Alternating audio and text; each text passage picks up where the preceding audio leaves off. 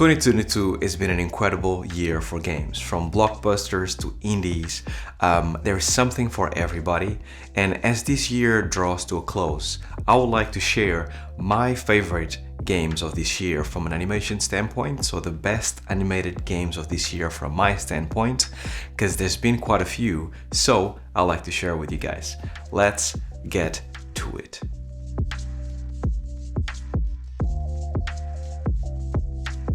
Alright, so my name is Harvey Newman and I am a game developer and I have a lot of passion for animation, game development, and games in general, right? So this list is not that long, but I'm gonna get straight to it because I have a lot to say about these games because I feel very passionate about them for many different reasons. So these games are in no particular order, so take it as you will. I just think that all of you should actually play these games because they're absolutely amazing. Now, I'm gonna go in order of release, just to kind of have some kind of organization to this. Now, the very first game that I would like to talk about here is SIFU. SIFU was developed by Slow Clap and is an absolutely stunning game when it comes to animations. I think what they've done when it comes to integrating combat with timing and also how they all kind of like all merges together to give you a sense that you are a kung fu master and is incredibly difficult to master, makes you feel genuinely like this is a game for those that like difficulty but also skill. And to do this with a game that has no weapons is incredibly hard, and take it from me as a developer, I have made many games and always combat is the most difficult thing to pull off because of the closeness of both characters and how they interact with each other. Normally you have the player and then you have the AI in front of you, and those things to actually kind of create this dance where things feel connected and feel like you are hitting somebody and you are moving them about and you actually throw them against the wall and things like that. As you know, as gamers, sometimes you feel slightly disconnected. Sometimes it feels like you're just pushing air, the animal is over here, and then things are happening around you, but you really don't have any control, it's just make-believe. What I think SIFU has done so well is that believability of having close counter combat, they pulled it off incredibly well. So when I first saw it, I actually was absolutely amazed by what was done in this game, and if you haven't played it yet, go get yourself a copy and play it. It's not a very long game, but the difficulty is stacked up really high. They recently did an update where they actually decreased the difficulty a little bit because people were complaining that they were having a lot of fun, but it was too difficult. So even if you just want to have fun, kicking ass and going through the game as a Kung Fu master, then you can do it now because the difficulty is not so high anymore. So that is the very first game. Now, in the first quarter of this year, lots of great games came out. I feel it was really difficult to me to select a few games only from this list, but my second game here in this list by order of release is Horizon. So Horizon Forbidden West, the second game in the Horizon series, developed by Guerrilla Games and published by Sony, is an incredible game, an incredible journey, and is the second game in this series, and you can tell that they actually put way more love into their animations. I had the pleasure of watching a talk by the animation director, Richard Aud, and they actually explained what was changed, what was better, and the amount of things that they added on top of a system of the animation systems that they already had from the very first one. It's quite a lot. So it's almost like making a brand new game. So major kudos to the team for actually putting all this effort and paying so much attention to animation, because from the creature team to the human team, they actually have like a whole lot of talent within their walls, and obviously people are very passionate about what they do at Guerrilla Games. So what they have done is really cool. I'm pretty sure if you're watching this, you must have played or at least seen some of Horizon Forbidden West. You must know what the game is about because it's a AAA game and everybody knows about it. But if you haven't played it, give it a try, because feeling the game, having that feel, that game feel, is very different from actually watching videos. And when you have that game feel and you are the main main character and you're kind of like drawing your bow and arrow or fighting some stuff or fighting some massive beasts, massive mechanical beasts, it feels incredible. It feels like a memorable experience. So definitely one for you guys to actually invest your money this Christmas if you so wish to do. Now the third game in this list is Cuphead: The Delicious Course. Now Cuphead, obviously from an animation perspective, for an animator like myself, is basically a love letter for animators. Because, when the first Cuphead came out with their 1930s animation style, it was basically a love letter to all of us. It felt really original to everybody, doesn't matter if you're an animator or just a gamer, but the level of skill that it took to actually kind of tackle on, similar to SIFU, was really, really high. Now with this latest iteration, with this DLC, with this actually addition to the game, I think they actually got the balance of the difficulty and the game much, much better. And then from animation, they actually added like stop motion animation on top of 2D animation. So what was already original now is even more original, and it feels so good to play, right? And they added more characters to the roster. It used to be just one, and now there's about 4 of them, and it's really, really incredible.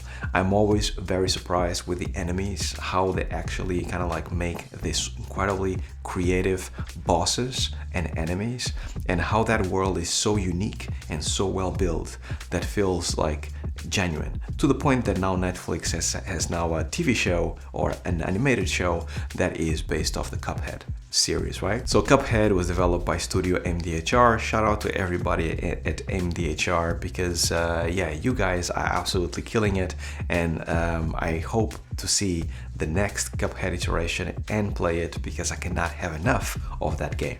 Moving on to the next month of July, we have Stray. Stray is this game where you control a cat and is really well built, and the fact that this world is populated by robots and you are actually a cat discovering the world, to me was incredibly original.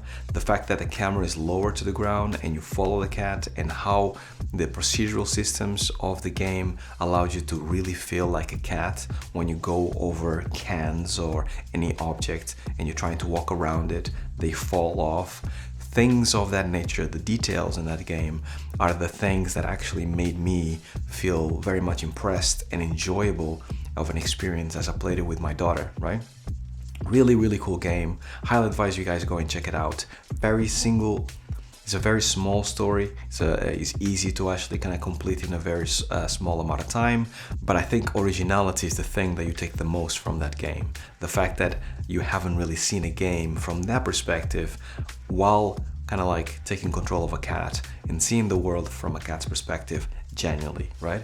So really, really cool. Stray was developed by Blue 12 Studios. Major shout out to everybody in the studio actually working really, really hard.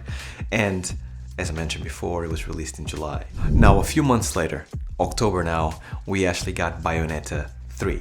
And Bayonetta was developed by Platinum Studios. If you guys don't know, you should most definitely get familiar with Platinum Studios because they do some of the best games in the business when it comes to animation, and their work is just unique. There's nobody else out there in terms of game developers that are actually like Platinum when it comes to animation. I think they are at the top of the game when it comes to animation, and you should definitely check it out. Bayonetta 3 particularly was very much a standout for me, and the reason why is how creative they were with their weapons and their animations and the summoning of the weapons, the reloading of the weapons, the character upgrades.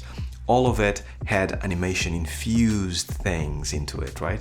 I mean, the character can transform into a train, I believe it was, and then kind of like destroy some stuff and then become a person again. And all of it not only feels good, but it looks doable, if that makes sense. Which, if you write it on paper, most likely most people would say this is insane, this doesn't make sense whatsoever, but Platinum Games made it make sense in game.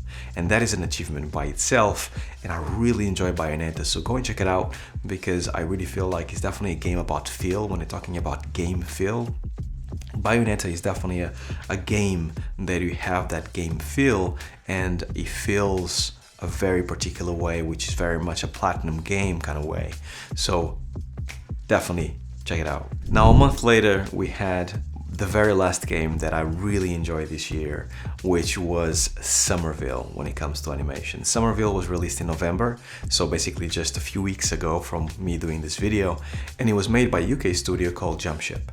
And Sommerville has very much an indie vibe to it, but the looks and the animations of the game are very unique, I feel, and they sell a really interesting story that is worthy of a Netflix TV show, I feel. Like, it's very much a story worthy of a TV show like Stranger Things, right?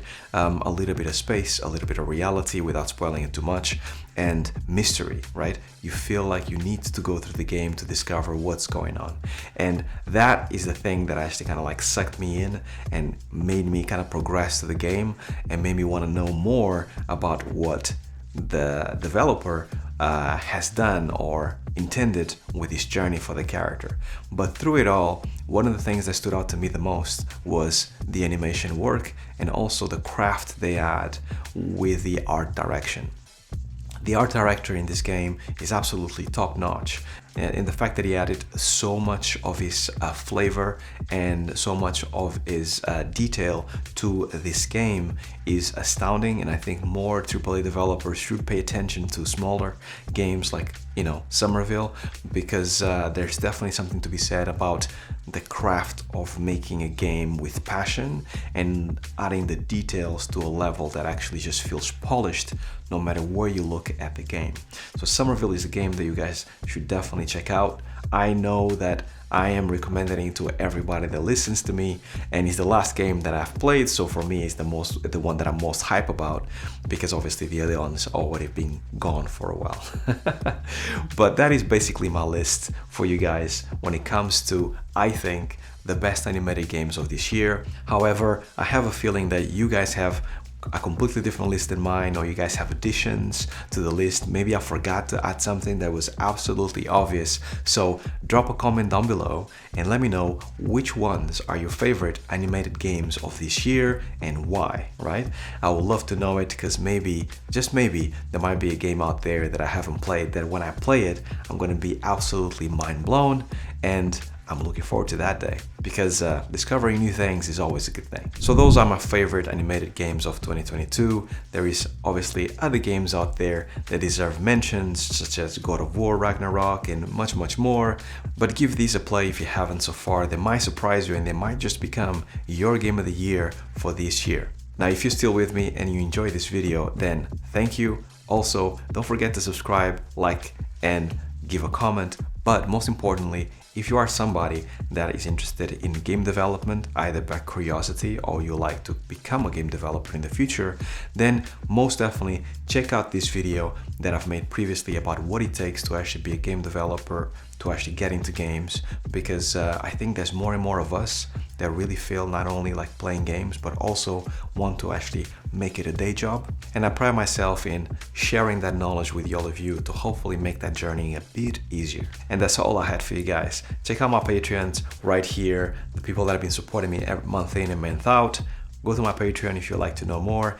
And until next week, stay well, stay safe. Peace.